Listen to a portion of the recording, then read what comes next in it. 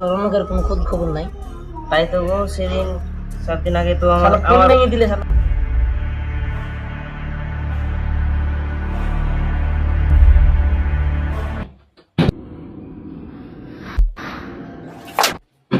শালা ফোন ভেঙে দিলে আবার এখন নতুন। তোর ফোন ভাঙছে? অবশ্যই আমার ফোন ভাঙলো। শালা কি এক এই রাত। আর একটা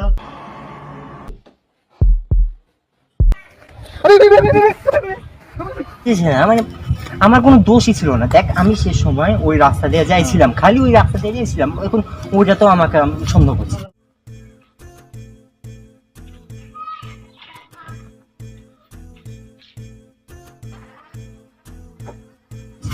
কারণ আমার মনে হচ্ছে যে আমি কোনো একটা মেয়ের সাথে কথা বলেছি। কে কল দিল?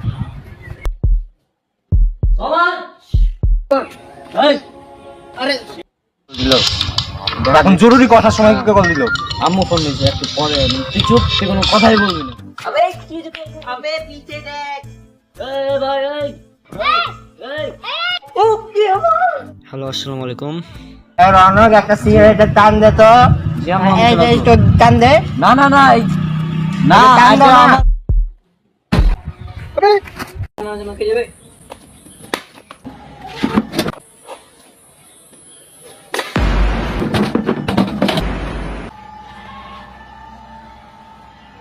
আসলে ওরা নাম দিয়েছে কারণ তাদের কাছে দিনটা অনেক বুদ্ধি। আচ্ছা বুদ্ধি।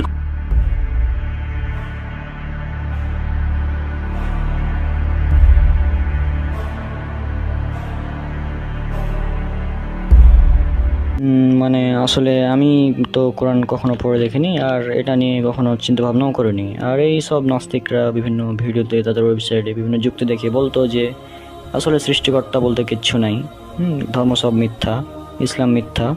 তো তাদের ওই যুক্তিসমূহ কথা দেখেই আমার এই অবস্থা হয়েছিল আর কি।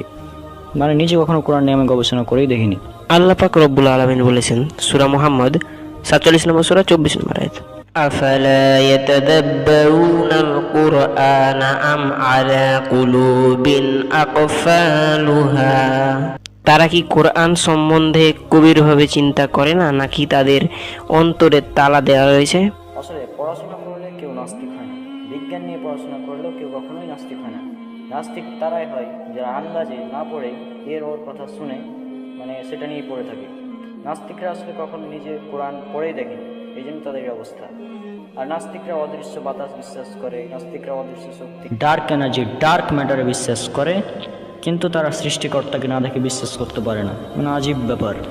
আর এ কারণেই আল্লাহ সুবহানাহু ওয়া তাআলা তাদের উদ্দেশ্যে বলেছেন, যা সূরা তূর 52 নম্বর সূরা 35 নম্বর আয়াতে উল্লেখ করা হয়েছে, আম খুলিকু মিন গায়রি শাইইন আম হুমুল খালিকুন। তারা কি স্রষ্টা ছাড়াই সৃষ্টি হয়েছে, নাকি তারাই স্রষ্টা? এই ছিল আর কি ওর ব্যাপার। তো আর কিছু কি তোমার জানার ছিল? হ্যাঁ, আমি জানতে চাচ্ছিলাম যে তুমি নাকি একদিন বলেছিলে যে সম্মিলিতভাবে মোনাজাত করা বিদাত। তো বিদাতেরটা মানে আমি বুঝিনি। আর আমরা তো সম্মিলিত মোনাজাত করি না, কারণ সম্মিলিত মোনাজাত বিদআত, তুই জানো? হ্যাঁ। ও আচ্ছা, মানে তুমি বিদাত কাকে বলে বা বিদাত কি জিনিস সেটা বুঝোনি, তাই তো? এখন যদি বিদাত নিয়ে বলতে হয়, বিদাত নিয়েও মুসাব্বিরুল একটা শর্ট ফিল্ম বানিয়েছিল, ওর ইউটিউব চ্যানেল আছে লেখা। ওর ইউটিউব চ্যানেলে হয়তো পাবো না, তবে মানে আমাদের যেটা আছে মানে ফিল্মের জন্য চ্যানেল, মানে শর্ট ফিল্ম নাটক, মোরফা স্টুডিওস, ওখানে গেলে পেয়ে যাবা যে ওর শর্ট ফিল্মটা পেয়ে যাবা। ওখানে যে শর্ট ফিল্মে আলোচনা করেছিল ফারদিনের সাথে, ফারদিন আর মুসাব্বিরুল তো অনেক ভালোই বন্ধু, ঠিক আছে। ফারদিনের সাথে আলোচনাটা করেছিল বিদাত সম্পর্কে। তো বিদাত সম্পর্কে ওখানে ও একদম ডিটেলস বুঝিয়ে দিয়েছে যে বিদাত কী, কেন, কীভাবে, মানে পাশাপাশি মুসাব্বিরের একটা বই আছে বিদাত কেন বর্জনীয়, এটার ব্যাপারে তোমাকে আগেও বলেছিলাম আমি, প্রথমে কিন্তু বলেছিলাম ওই যেমন মুসাব্বিরের ব্যাপারে বলছিলাম তোমাকে, তখনই বলেছিলাম। হ্যাঁ, মনে আছে। তো ওই বইটা পড়লেও বিদাত সম্পর্কে ধারণা পাওয়া যাবে।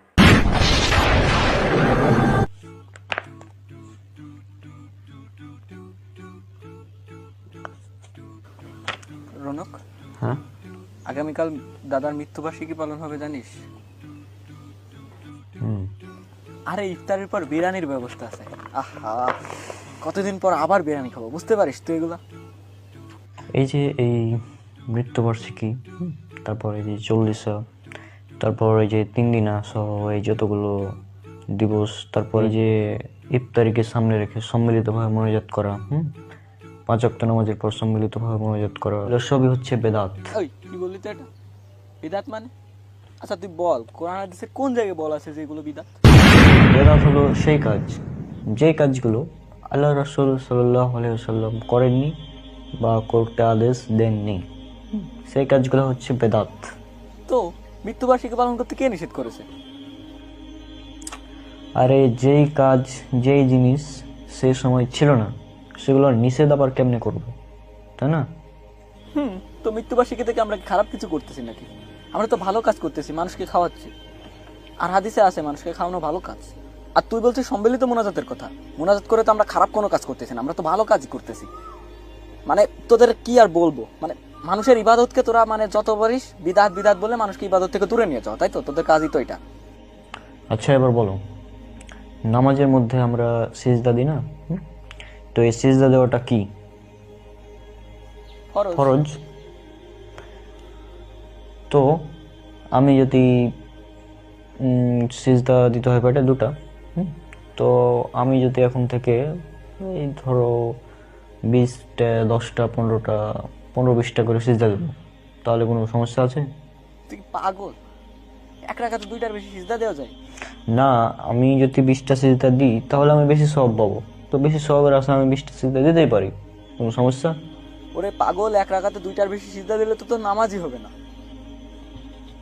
আচ্ছা, কোরআন হাদিসের কোন জায়গায় লেখা আছে যে নামাজে 1 রাকাতে 20টা সিজদা দেওয়া যাবে না? এই কথাটা কি কোরআন হাদিসের কোথাও লেখা আছে? কারণ এটাই নামাজের নিয়ম, এক রাকাতে 2টার বেশি সিজদা দেওয়া যায় না।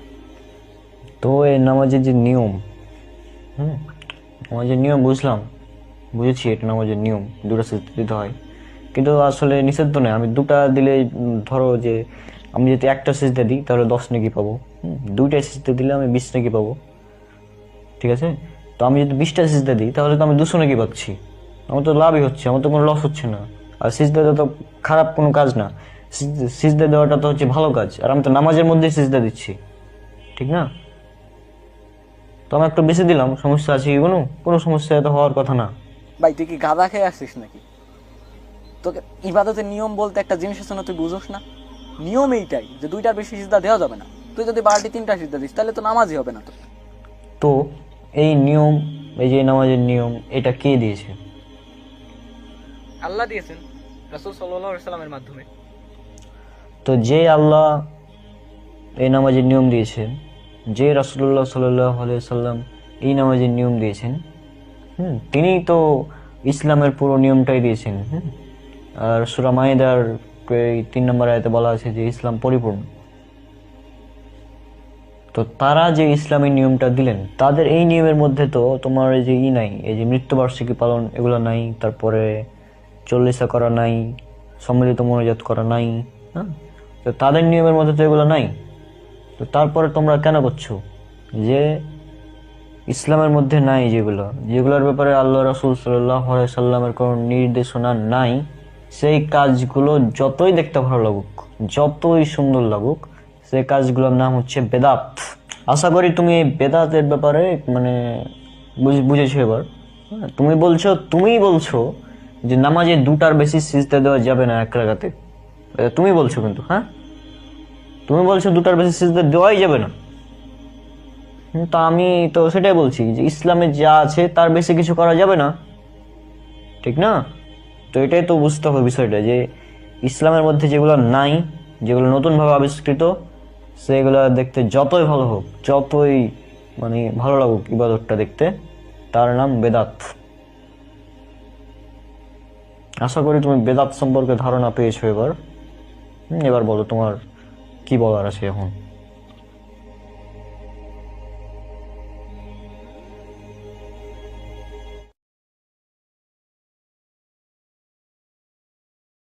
আচ্ছা বুঝলাম, তাহলে তো রাসূল সাল্লাল্লাহু আলাইহি সাল্লামের সময় মসজিদের ফ্যান, লাইট, মাইক এগুলো কিছুই ছিল না, মোবাইল ছিল না, ইউটিউব ছিল না, তাহলে সবগুলোই তো বিদাত। আরে না, এই দুনিয়াবি কোনো বিষয় এগুলো বিদাত হবে না। বিদাত হচ্ছে দ্বীনের মধ্যে নতুন কিছু আবিষ্কার করা, ইবাদতের মধ্যে নতুন আবিষ্কার, সেটা হচ্ছে বিদাত। ধুরু, কে বললো তোকে এটা? রসুল সাল্লাল্লাহু আলাইহি সাল্লাম বলেছেন, এটা উল্লেখ করা আছে সহিহ মুসলিম, ইসলামিক ফাউন্ডেশন থেকে ছাপানো সহিহ মুসলিম, খণ্ড নাম্বার 5, হাদিস নাম্বার 5915 এবং 5916। এখানে বলা হচ্ছে রসুল সাল্লাল্লাহু আলাইহি সাল্লাম বলেছেন যে দিনের ব্যাপারে যখন আমি কোনো আদেশ দেই তখন তোমরা সেটা পালন করবে, আর দুনিয়াবি কোনো বিষয় যখন আমি নিজের মত অনুসারে বলবো তখন তো কেবল আমি একজন মানুষ মাত্র। আর 5916 নম্বর হাদিস, সেখানে বলা হচ্ছে তোমাদের দুনিয়ার ব্যাপারে তোমরাই অধিক অবগত। এছাড়াও রসুল সাল্লাল্লাহু আলাইহি সাল্লাম বলেছেন, এটা উল্লেখ করা আছে সহিহ বুখারীতে হাদিস নাম্বার 2697 এবং ইবনে মাজাহ হাদিস নাম্বার 14।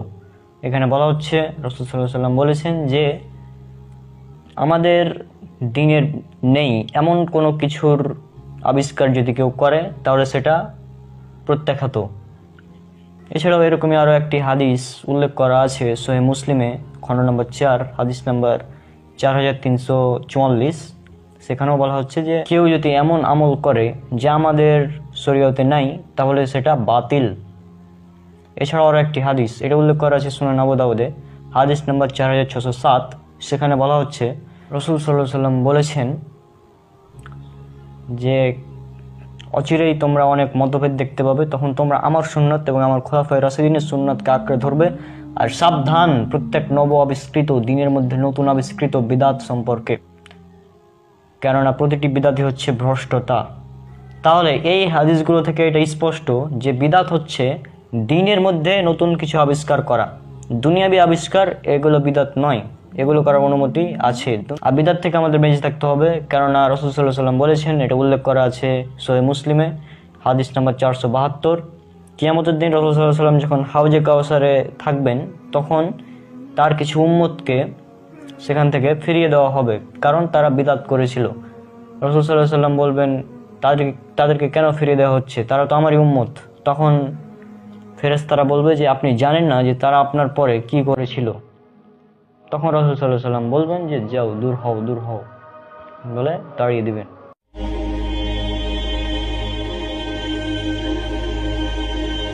তো আমি এখানে নাটকটা দেখবা তাহলে বিষয়টা বুঝবা।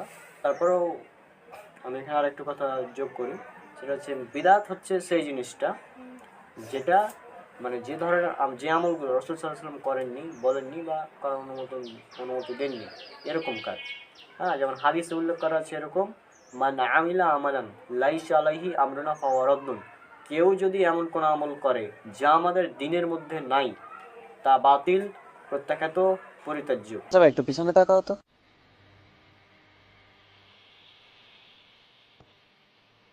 কি দেখতে পেলে? উদ্ভিদ কোষ। কোন উদ্ভিদ কোষ? সব রকমের উদ্ভিদ কোষ তো মোটামুটি এরকমই হয়। আচ্ছা আবার একটু পিছনে তাকাও তো। এবার কি দেখতে পেলে? প্রাণী কোষ। কোন প্রাণী কোষ? সব ধরনের প্রাণী কোষই তো এরকমই হয়। আচ্ছা এটা যদি বলে থাকো তাহলে আমাকে আরো কিছু কথা বলো। সব কয়টা প্রাণী কোষ দেখতে যদি একই রকম হয় আর তাদের ভিতর যদি শুধু ক্রোমোজোমিয়াল একটা ডিফারেন্স থাকে তাহলে ধর্মীয় সংজ্ঞা তুমি কি দিবা?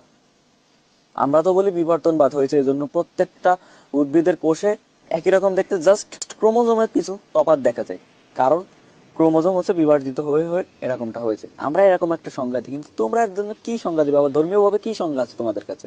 প্রত্যেকটা কোষ, প্রত্যেকটা প্রাণী কোষ দেখতে একই রকম হয় কেন? জাস্ট ক্রোমোজোমে ভিন্নতা থাকে কেন? যদি বিবর্তনবাদ সত্য নাই হতো তাহলে এই উপাদানগুলো আলাদা আলাদা হতে হতো, কিন্তু একই রকম কেন? অবশ্যই ধর্মীয় কোনো ব্যাখ্যা আছে, না হলে তোমরা মেনে নাও যে বিবর্তনবাদ সত্য। প্রত্যেকটা প্রাণী কোষের উপাদান সেম, প্রত্যেকটা উদ্ভিদ কোষের উপাদান সেম, জাস্ট ক্রোমোজোম গুলো বিবর্তিত হয়ে হয়ে নতুন নতুন প্রাণীর সৃষ্টি হয়েছে। হয় আমাকে উত্তর দাও, আর না হলে তুমি আমার কথায় বিশ্বাস করো যে বিবর্তনবাদ সত্য। কি উত্তর আছে কোনো?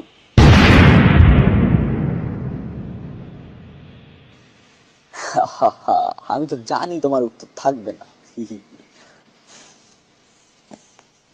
তোমাকে দেওয়ার মতো এক্ষেত্রে আমার একটা উত্তর আছে।